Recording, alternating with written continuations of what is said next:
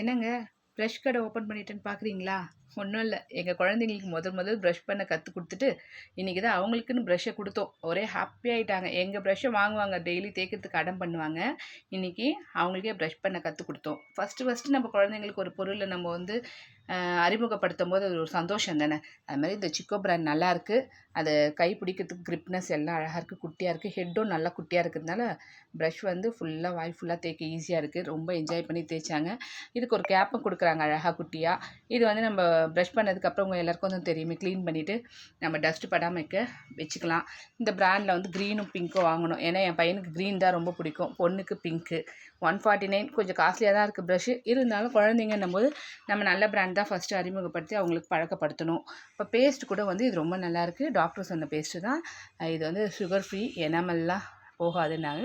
இதை நாங்கள் இன்ட்ரடியூஸ் பண்ணோம், என்ஜாய் பண்ணாங்க. இன்றைக்கி அவங்க பிடிங்கி வைக்கிறதுக்குள்ளே போதும் ஆயிடுச்சு.